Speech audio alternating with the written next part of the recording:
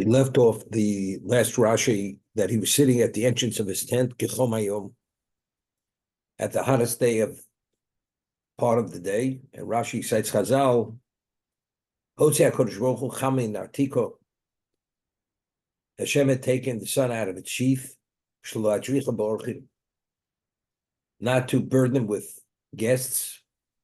But because he was pained that guests were not coming, the whole idea was to give him a respite, because he had just, it was the third day of circumcision, most difficult day of recovery. But when he saw that the pain of not having orchim was greater than being burdened with the orchim, the word angels to him in human form, and he had believed that they were humans. There's an argument in Midrash. I mean, we know angels have no physical needs. What happens if you do an act of achnosus orchim, you do an act of hospitality, and the person who receives the hospitality is not a beneficiary whatsoever, but the intent of the outlay and the effort of the host is no different, whether the person is a beneficiary or not. So one opinion in the Midrash is that when the Malachim came as humans, they came that they actually had inner organs, and they actually were beneficiaries. Because in that context of coming as humans, they had needs. So there was benefit. Because HaKadosh Baruch Hu wanted Avram to be a full beneficiary of his act of hospitality. Therefore, he created for them physical needs, so they should be beneficiaries. So Avram should be the ultimate beneficiary of doing achnos orchim. That's one position. The other position is no. Also, atzmo kilu ochlim. It appeared as if they were eating, but factually they weren't. They were just a shell, but there were no beneficiaries. So what's the machlokes? What's the argument? I mean, we know that a person who wants to do a mitzvah and is not and he's nenas, and he's not able to bring that mitzvah to fruition, he receives reward for doing the mitzvah, right? And that's why we rule. You want to do a mitzvah, you prepare for a guest, and the guest, for some reason, is not able to come, not due to the outlay and the initiative of the host, because it's because of the guest. He receives reward for that hospitality. Because why? Because bringing something to fruition, that's not up to the person. We can only do what we do. We take initiative. Whether it happens or not, that's up to HaKadosh Baruch Hu, whether it happens or not. So if that's the case, even if the Malachim wouldn't have had innards, they wouldn't have been beneficiaries. Avram, his intent was achnosus orchim, to do hospitality at this exceptional level. But the other one seems to say no, that even though there is no, if there is no beneficiaries, it's not at the same level. Kibul schar, but it's not the same. Now, Rav Shach once said, the Chavetz Chaim, even though he doesn't cite a source for this, says that a person supports a person and he studies, that when he comes to the world to come, all the Torah support that he had done in his lifetime, all the Torah that's learned, when he comes to Olam Haba, to the world to come, and there's such a thing called Yeshiva Shel Malo, that the souls, they learn Torah at that exceptional level. All the Torah they had studied in this world, it's expanded and advanced in the world to come. The one who supported that and facilitated it, and it's only because of support, when he comes to the world to come, all that Torah, he's fully knowledgeable. And he studies that Torah as if he'd studied in his lifetime. That's the Chavetz Chaim. So Chavetz Chaim writes that a person doesn't have the capacity, doesn't have the memory, doesn't have the intellectual capacity, that he can't study at that level, but he does study at some level. So if he supports many different groups who study many Masechtas and Shas, and as a result of his support, Shas is studied, when he comes to the world to come, he's proficient in all aspects of Shas, because due to his support, he facilitated the knowledge coming into reality due to his support. That's the Chofetz Chaim. But of course, you have to still study. You still have personal obligation. But this is in addition. But he says, but the toil, you facilitated the context that they could study. But each person who studied at his level, the lishma, the effort, they could have studied at a lesser level. But each one in his own context applied himself the way he applied himself. That the Rav Shach says that the supporter doesn't receive reward for that. The knowledge, he facilitated the knowledge. But how it manifested itself, that each person was dedicated at his own level due to his own initiative, that he doesn't receive reward for. That's something which is each individual is his own personal beneficiary of his own effort, his own sacrifice. That's what Rav Shach said. Over time, speaking about the Torah that was studied, knowledge-wise, all that, but the actual involvement, the way it was studied, that's individualized based on each person. So I'm saying the effort, whatever it is, maybe there will be a greater effort if they will actually be beneficiaries somehow, because it's difficult to say. There's no argument in the Gemara that one who wants to do a mitzvah, the nenas, he's not able to actualize, bring to fruition. He's not fully credited for it. Nobody argues with this. If that's the case, it seems to be these two positions in the Midrash would be arguing on the whole principle, and we don't find anywhere that anyone argues on this principle. So evidently, maybe because of the beneficiaries, either there's greater value, lesser value, whatever it is, but there's a difference, and that difference is the reason why they had to come with inner organs to be beneficiaries of his hospitality. There's a famous midrash. We find that when we were about to go into Eretz Yisrael, and Balak was the king of Moab, commissioned Bilam to curse us. So there's a negative commandment, Lo Yova Amoni Moabi B'Kal Hashem. An Ammonite and a Moabite is not permitted, even if he converts to be a Jew, he's considered illegitimate Jew, he's not permitted to marry into the Jewish people. It's like a mamzer. Cannot. It's Ammoni v'lo Ammonius, Moavi v'lo Moav. It's only the male line, it's not the female line. Therefore, Rus, although she was a Moavi, she was a Moabite, she was permitted to marry. It's Halacha Moshe Sinai, was ordained at Sinai, it's only the male line, not the female line. Why aren't they permitted to marry into the Jewish people? Because they did not offer you bread and water when you came from Egypt.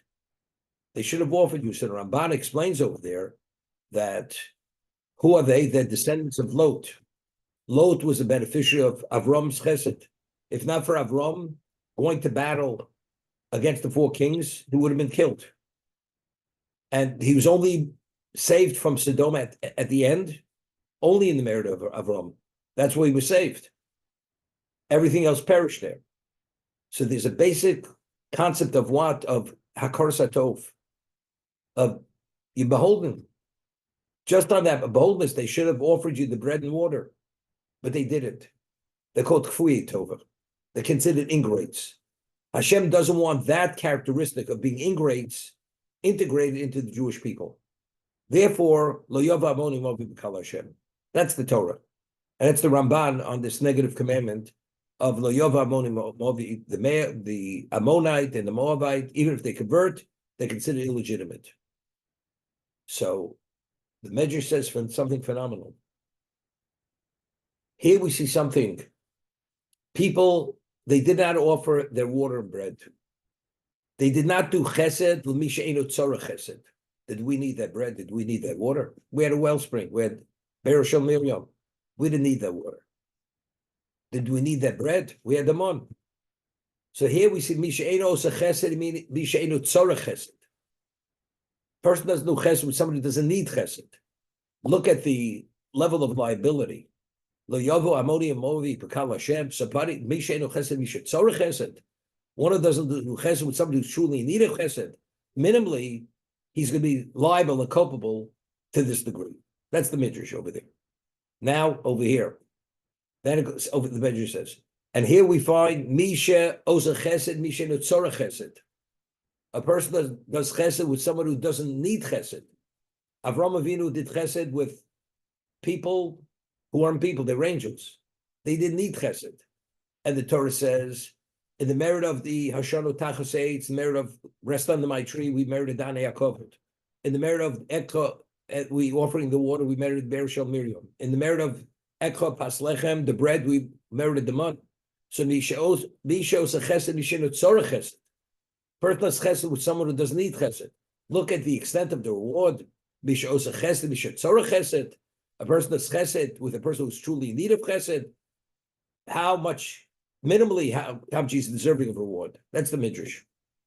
So Avram Avinu, the words of the midrash, Osa Chesed, Mishinot Tzorah Chesed. But if you say Hashem had brought them Alochim and they had inner organs, so they were factually they would need the way Hashem brought them. They were in need of Chesed. So seemingly, according to the other opinion, it's very good. They were only a shell. It was a facade. It wasn't reality. So he did Chesed, Misheinu Tzarech Chesed. Look at the reward. But if they came as humans and they had human needs, so he did Chesed, Mishe Tzarech Chesed. Unless you would say that they were all Tzarech Chesed, so Avram should be a beneficiary. That's one. But in reality, they weren't Tzarech Chesed. They were in need of Chesed. Hashem created a setting that they were in need of Chesed, so he should be a beneficiary. So Avram's action wasn't ultimately needed. Wasn't needed. It was only needed so Avram should do Chesed. It wasn't for the sake of the beneficiary. It was for the sake of the benefactor. As a result of that, we're still able to say in reality, they didn't need Chesed. Hashem only brought them in with bodies that they should need Chesed, so Avram should be the beneficiary. So the takeaway is really basically the same takeaway. If Ammon and Moab didn't do Chesed with Misheinu Tzorah Chesed, so what's the claim against them? We didn't need their water, we didn't need their bread. We had the Bereshel Miriam, we had the man. So what's the claim? Why are they ingrates? In their minds, they say, look, they have more money than we have, they have more provisions than we have. Why should we offer it? Right? So what's the claim against them? Why are they considered ingrates? Okay? Now, a person, we've been wandering for 40 years. Nobody has offered a welcome mat for us for 40 years. The food and the water, the bread and the water is not because we need the bread and the water. It's only to create a setting of welcome. That's all it is. But their understanding, what is Chesed? Chesed is you need food, we'll give you food. The Chesed of a Jew, of Avram Avinu, surpasses that. That's not the Chesed of a Jew. A Jew puts himself in the position of the other person. It's not the bread and water. It's the welcome. It's the need to be concerned that a person values you. It's a reciprocation. A person goes to take somebody to a restaurant. A son of an old friend who did endless things for him. The son can pick up his own tab. The person who's hosting him insists, I want to pay for it. Because when I owe you a father, I owe my life.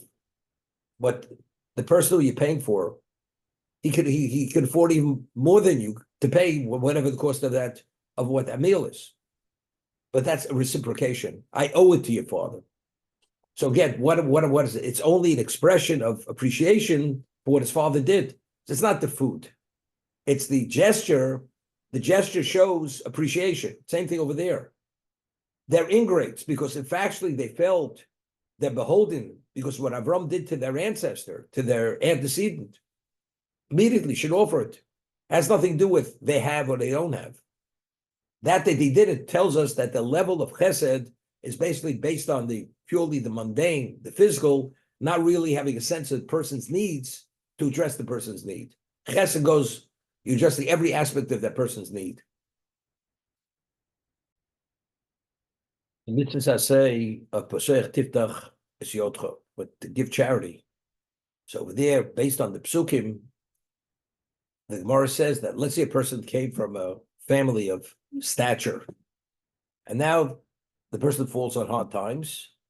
when you provide for that person, and originally when he was a person of means, he had people who would, in the olden days, people running before his coach to give honor to that person.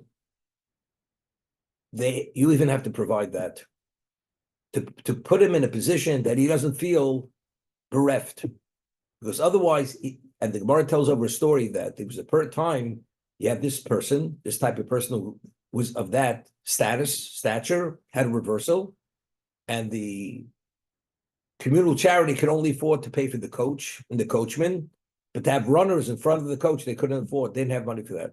So Hillel himself, he ran before the coach to give honor to the person, to restore him to his original status. Each person according to his own needs. But if it's only the mundane, bread and water, pay for your hotel room, this and that, it's enough. No, I have to, if I'm able to restore you, to make you feel, less than you originally were, that's the obligation of tzedakah when it comes to a Jew. If you can.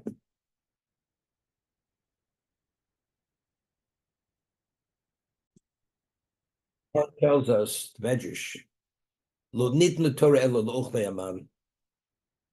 we were 40 years, we incubated in this cocoon, the spiritual cocoon, the Anei HaKavod.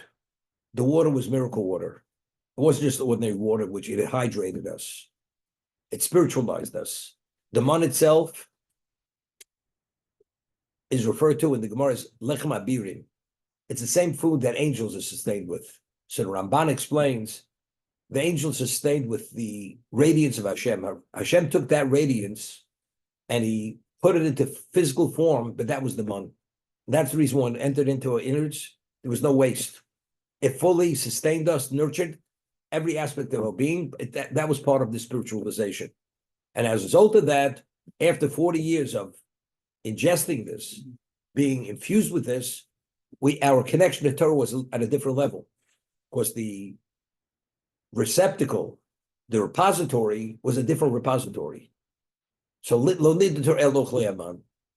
the extent and the level of development, and we're able to advance ourselves, was due to what? The Anei HaKavod, the water, and the what? And the man. And why did we merit it? Because Avram said, Hishanu Tachseitz, the water, and Ekha Pas Lechem.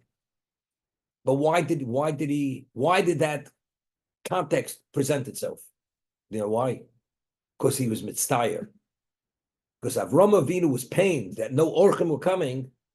That's why Hashem brought the angels in human form, so he should be able to actualize and bring his hospitality to being. But what was the objective of that? What was the mitztayer? The people didn't have what to eat? Or the mitztayer was because every moment a pagan doesn't enter into his home, the Achil Hashem persists. But as they come in, because as it says, there was no person, a pagan who ever came to his home did not become a monotheist, so he's chipping away at the Achil Hashem. He's changing the whole scenario, Achil Hashem to Kiddush Hashem. So because he was pained, because of Achil Hashem, that created the setting of the angels coming in human form. So what are the fruits of being pained for Chil Hashem? The Mon, the Be'er Shel Miriam, and Anei HaKavod, which advanced us in Torah at a different level. That was the outgrowth of his mitzvah. So if a person goes and he's Moshe Nefesh, because this Chil Hashem, he's pained, and due to that, he does something to change the setting, to bring Kiddush Hashem. What are the fruits of that experience, of that internal pain, or that initiative that you take because of that? If a person sees Jews assimilating, Hashem says, Moshe Rabbeinu says to the Jewish people, "Bonim atem l'Hashem Elokechem," you're God's children. And if you see a Jew about to assimilate, or a Jewish child doesn't have Jewish education, and you can make a difference, whether it'll be a good Jew or a totally unaffiliated Jew. What did you do for that? Hashem says, I owe it to you. You know what you did for my child? So you went, there could be the Chil Hashem, a Jew assimilating, you prevented that from happening. Do we know what the fruits of that is? We have no idea. But one thing we know, it generates something which is unbelievable. Here for the Mitzdayer, look what it generated. We are a different status of Klal Yisrael because of that Mitzdayer. So whenever you Mitzdayer, when we do Chil Hashem, you put yourself out for Hashem, the fruits are unlimited. How, to what degree we're beneficiaries of that. Writes the person pays the schar limud, the tuition for a child, Jewish education, and due to that he becomes an observant Jew, and due to that he raises an observant family, and due to that there are many generations of observant Jews doing mitzvahs. All the mitzvahs regarding any one of these individuals and the way they affected anybody else, all those mitzvahs accrue to that person who paid that first tuition. Because if he wouldn't have paid that first tuition, the whole dynamic wouldn't have begun. So what's the value of that? I mean, we're talking about an investment which has literally a return, there's nothing comparable to that return. What did you do? You paid one tuition. But what does that one tuition generate? There's a famous story. Rav Aaron Kotler, Zech Tzadik L'Vrocha, and Rabbi Yaakov Kamenetsky were the same age. And they both learned in Slabotka at the same time. And they were colleagues. And they were both Torah leaders at the same time, except Rav Aaron was greater than Rabbi Yaakov. But they were both leading Torah sages in the world. And there's a butcher, an observant butcher in Minsk, and somebody approached them that they need money to pay for the schooling of two young boys, 11-year-old boys, and they came from Minsk. One's name was Aaron Kotler, the other name was Yaakov Kamenetsky. He had no idea. And he said, not a problem. Butchers usually had money. And he paid that they should be able to go and study, first at elementary level, and he paid. He had no idea who he's paying for, what the outcome. Years later, somebody had met him, and he had immigrated to Israel at the time of this family state of Israel, and he had some kind of kiosk in Tel Aviv, because initially Tel Aviv was almost like sand dunes at one time when it was first established. It was pre-state, and he says, I remember they once asked me to give money to help these two children to pay for their tuitions and to help them out to cover their expenses. He says one of the young boys' name was Aaron Kotler, and the other's name was Yaakov Kamenetsky. He says, does anybody know ever happened with them? He says, you know who they are? They're the leading Torah sages of the generation, or the upcoming. It was like this was 48 or 47. You never know. You put the coin in that slot machine, you pull the lever down, and all of a sudden the coins just keep falling out of that machine, unlimited. As they say, you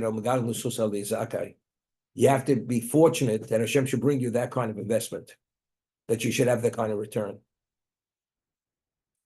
Great, that's great. Okay. Because it says, if we want to expedite the Mashiach coming, you say things in people's names. Okay. He lifted his eyes and he saw. He sees three men standing opposite him. So the first Vayar means he saw. The second Vayar means he understood. Vayar, as Rashi will say in a moment, he understood they were waiting there because they didn't want to burden Avram. So when they waited to see whether he'll notice them and want to attend to their needs or not. If not, they'll just keep going. Vayar vayoratz l'prosam. When he noticed that they're waiting to see what his response would be, he ran towards them, pesach oil, from the entrance of his tent, vayishtach orzo, and he prostrated himself, full prostration. So over here, where is it? Is a beautiful Sifarno.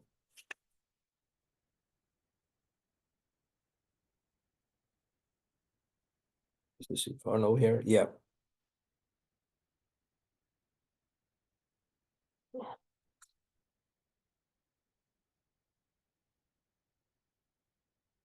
It says he ran. It would have been enough to say he ran towards them. What he ran towards them from Pesach oil, from the entrance of his tent. Why wouldn't it be enough to say he ran towards them? So Sifarno says, Hischum Pesach Loretz l'chvodom, ki azrizus l'dover yora chashibusa b'nei ha-mizdari zelov. Let's say he would have walked slowly, and as he got closer, his pace quickened. If I show the modus I notice you, I start running immediately. What does that mean? It's something that has to be attended immediately. So the Torah is saying he ran already to show to what degree he values their presence and their needs. Meaning, soon enough is not soon enough. So the Pesach, running for Pesach to show to what degree he values them. That the needs are so pressing, he's already running for Pesach oil. It's not, he walks, and as he gets closer, he quickens its pace.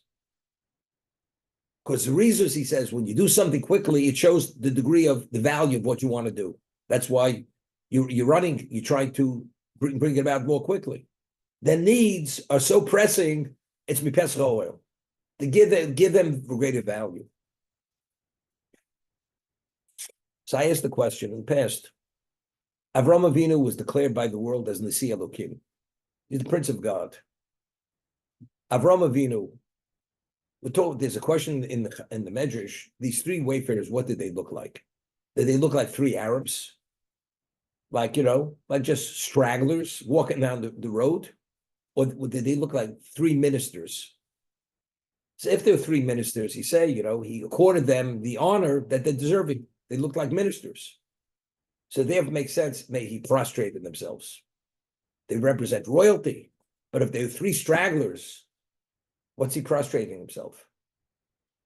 You have a person comes to your home and he needs a place to sleep. You say, nothing less than the master bedroom. We're going to move into, me and my wife are going to move into the basement. You're going to sleep in the master bedroom. Why? Right? You give him something which is appropriate. That's it. Avram Avinu, what's prostration? As we always say. When bowing, prostration means I'm negated to you. I'm like the dust of the earth in your presence. To that degree. What's Avram trying to do over here? Doesn't make any sense. The man has wealth, one of a kind. The man has renown, one of a kind. And all he wants to do is enter hospitality, enter into dialogue with him. Why is he prostrating himself?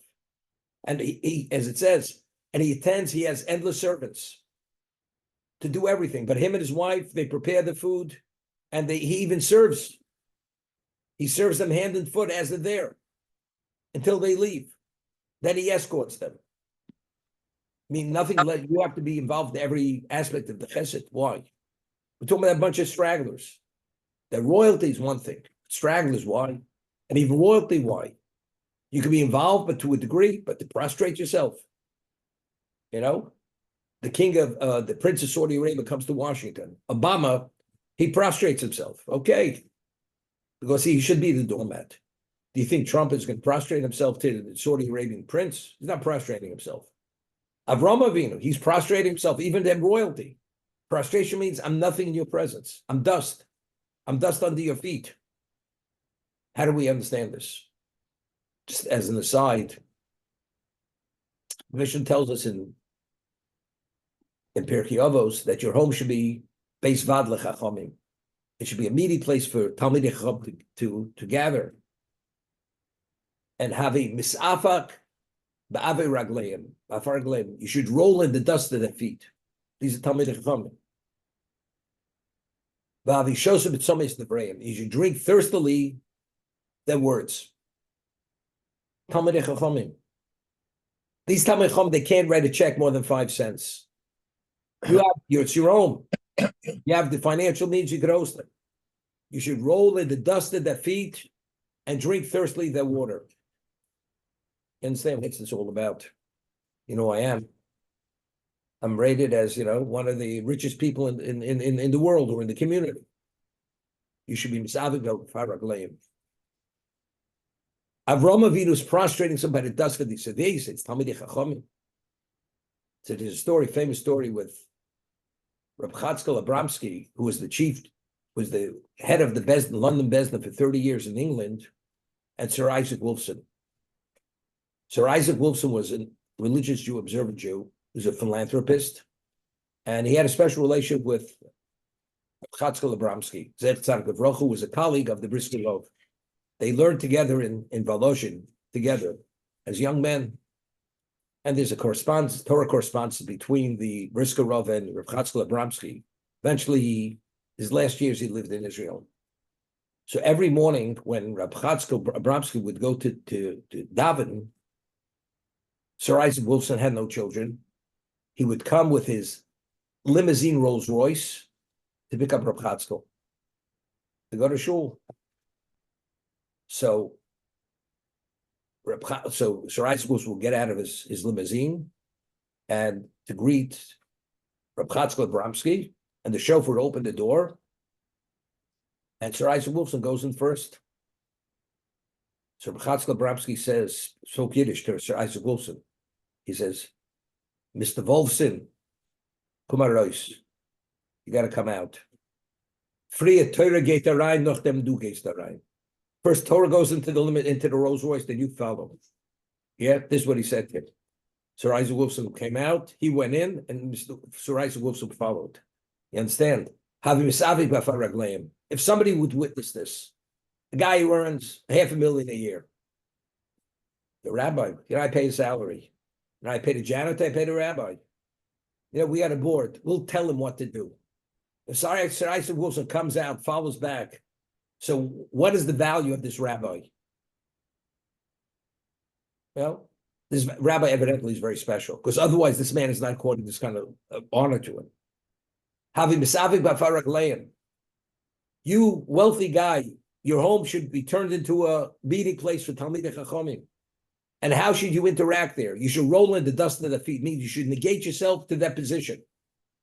Embrace the position and drink thirstily the words of the Torah. Okay, that's the Mishnah. Avraham Avinu is here, but these people are not Talmidei Chachamim. They're wayfarers, and even if they're royalty, what's he prostrating himself? How do we understand it? Somebody calls a person, and he has a deal for him. And the ones offering the deal, he says, we'll discuss the deal in a restaurant. And he says, I picked the restaurant, I'll pick up the tab. I will even spend the weekend, I'll pick up the whole cost of the weekend. So the person who's being offered the deal right away thinks to himself, I got to really put up my defenses. Maybe he's trying to ingratiate himself with me. And somehow, because of that level of attention he's giving me, I may miss a point.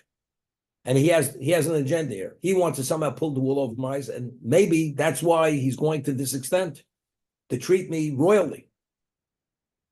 So right away, a person subconsciously puts up all kinds of defense mechanisms that he shouldn't be immediately impressed. Okay? Because he wants to do the deal. Now, very often when you do things because financial gain. You do things because you want people to sing your praises. You want to be acknowledged. Or we do things because we need protection. We want good friends that if we're ever in a state of jeopardy, we want people to be on our side to defend us.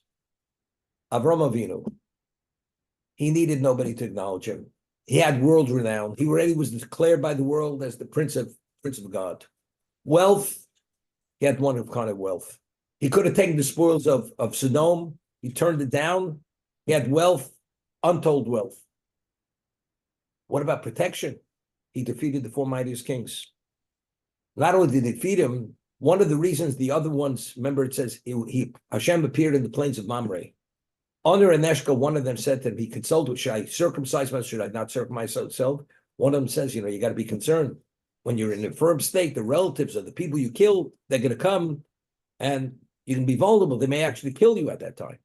What did Mamre say to him? What's the question? You have to be worried. He defeated the four mightiest kings. You got to worry about their families. So Avram it was clear, he had no agenda. So why is he treating them royally? Why is he prostrating himself? Why is he negating himself to them? Evidently, it's because you see something in us that we don't even appreciate who we are. That otherwise doesn't make any sense. Financially, this is not the reason. Acknowledge is not the reason. Safety is not the reason. So why are you treating us royalty? Evidently, we're worthy of that because you know something about ourselves that we don't even appreciate. If that's the case, they're an open book. Once they become an open book, he just has to deliver the goods, and he answers every question, and he has the capacity to answer every question. Guaranteed, by the end of the night, he has a monotheist, committed monotheist. That was his way he operated, and he always succeeded because of this. Why does the pasuk start by Yisa Einav Vayar? And he raised his eyes. Okay, now we find that exact same expression, Yisa Einav Vayar, by Lot, when he separated from Avram, when they had the disagreement, the shepherds of Avram, and then Avram says, we're going to separate. You go to the right, I'll go to the left, but I'm always here for you. Vayisa Einav Vayar, and what did he see? He saw the whole expanse of land all the way to Sodom. And he went to Sodom. Although Sodom was known for Chatom V'Rod Hashem Od. They openly defied, they were sinners, defied God. Why are you going there? The answer is, that's where his eye takes him. Vayisa Einav Vayar. That's Lot.